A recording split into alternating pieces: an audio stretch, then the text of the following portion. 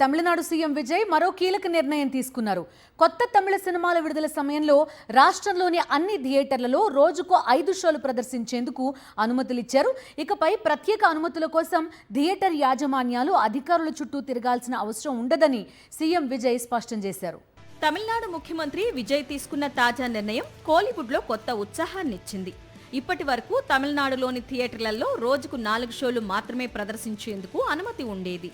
అయితే కొత్త తమిళ సినిమా విడుదలైన తొలి 7 రోజుల పాటు రోజుకు 5 షోలు వేసుకునేలా ప్రభుత్వం నిబంధనల్లో మార్పులు చేసింది. దీంతో భారీ బడ్జెట్ సినిమాలు తొలి వారంలోనే మరింత కలెక్షన్లు రాబట్టుకునే అవకాశం దక్కింది. ఈ నిర్ణయం వెనుక సినీ పరిశ్రమ ప్రతినిధుల విజ్ఞప్తి కీలక పాత్ర పోషించింది. మే 16న సినీ ప్రముఖులు ముఖ్యమంత్రి విజయ్ను కలిసి 5 షోల అనుమతిపై వినతిపత్రం సమర్పించారు. వారి అభ్యర్థనను పరిశీలించిన ప్రభుత్వం తమిళనాడు సినిమా రెగ్యులేషన్ నిబంధనల్లో సవరణలు చేస్తూ కొత్త ఉత్తర్వులు జారీ చేసింది.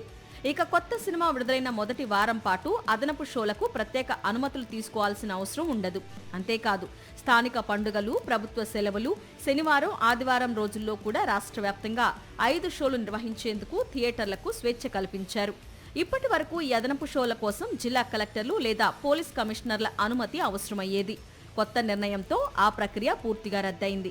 దీంతో థియేటర్ల నిర్వహణ సులభతరం కావడంతో పాటు ప్రేక్షకులకు మరిన్ని ప్రదర్శనలు అందుబాటులోకి రానున్నాయి.